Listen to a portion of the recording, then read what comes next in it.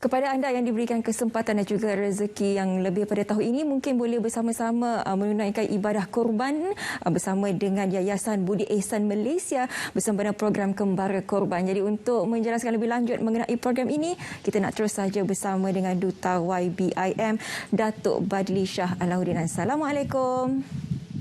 Waalaikumsalam warahmatullahi wabarakatuh. Apa khabar Syafiqah? Sihat, Alhamdulillah. Datuk sihat Alhamdulillah.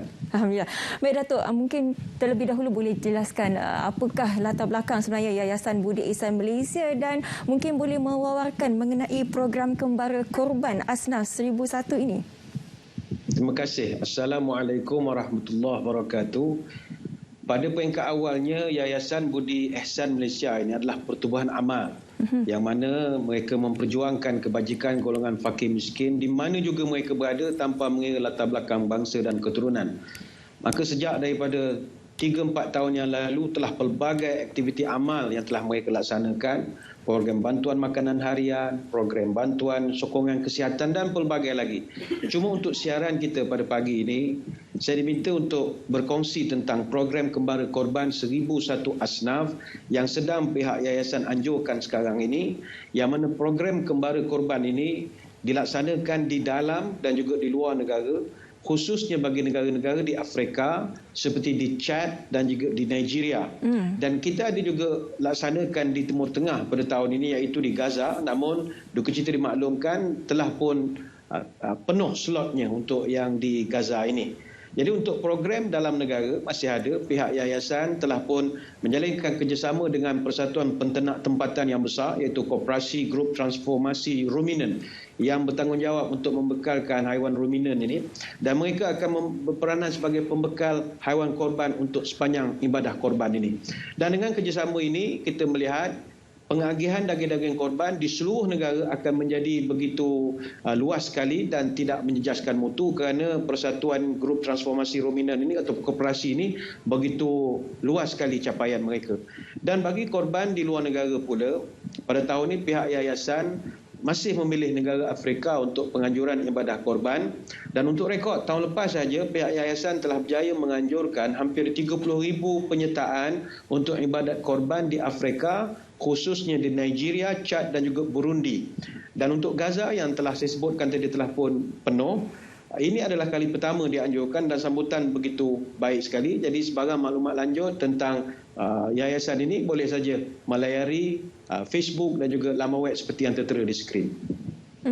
Datuk, banyak lagi syarikat di luar sana yang menawarkan program seperti ini. Akan tetapi kenapa orang di luar sana perlu memilih YBIM? Apakah kelebihan yang dimiliki dan bagaimana sebenarnya YBIM menjalankan ibadah korban ini dalam keadaan dan juga situasi SOP yang masih lagi di bawah PKP dan ada juga kawasan PKPD ini, Datuk?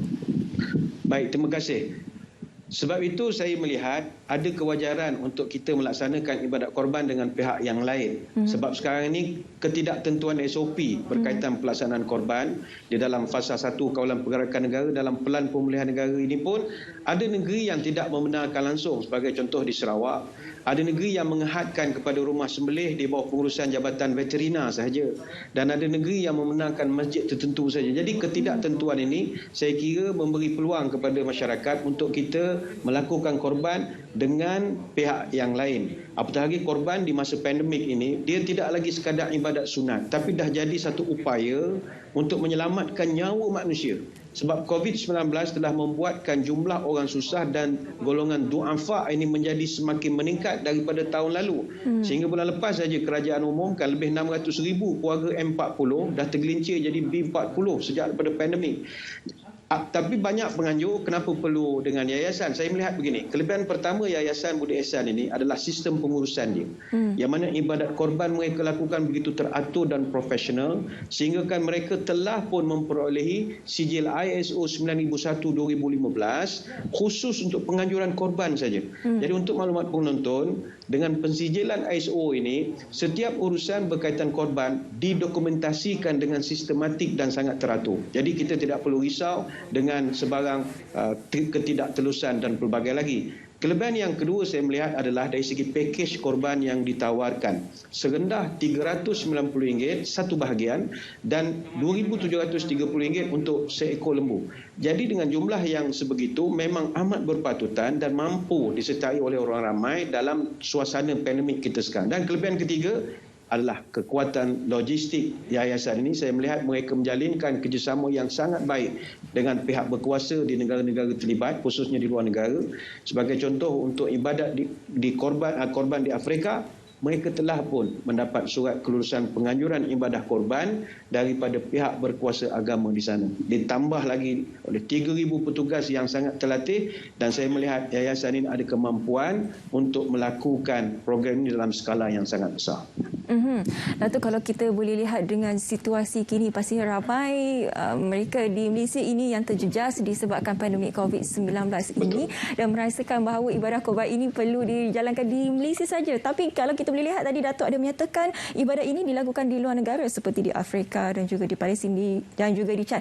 Ada segelintir daripada mereka masih tidak memahami kenapa perlu dilakukan di luar negara, padahal kita juga di Malaysia ini ada lagi rakyat yang memerlukan sebenarnya.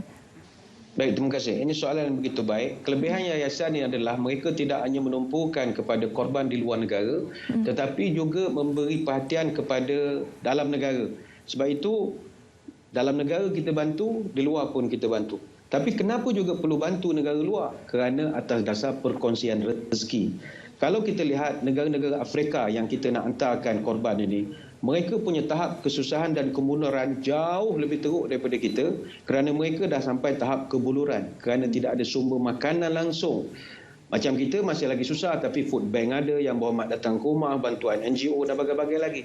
Saya ambil contoh Chad yang kita nak buatkan korban. Tahap kebuluran di Chad saja adalah tertinggi di dunia. Human Development Index meletakkan Chad negara ke-187 daripada 189 negara paling susah dalam dunia. Walhal 55.7% rakyatnya adalah Muslim, 75% adalah ahli sunnah wal jamaah. Justru itu ada keperluan untuk kita berkongsi rezeki dengan saudara-saudara se-Islam kita ini di tempat-tempat yang lain yang susah, dan itu juga adalah afdal. Begitu juga di Gaza yang kita laksanakan. Kita tahu Gaza masih lagi bergolak. Kita menganjurkan ibadat korban di sana sebagai tanda solidariti. Perjuangan mereka, kesusahan mereka mempertahankan tanah air, kita jelmakan dalam bentuk melakukan ibadat korban di sana. Jadi inilah yang banyak memberikan kelebihan kepada ibadat sama di dalam ataupun di luar negara. Jadi itu merupakan antara sebab kenapa kita perlu membantu saudara-saudara kita yang terkesan di luar negara juga. Berkongsi rezeki namanya itu.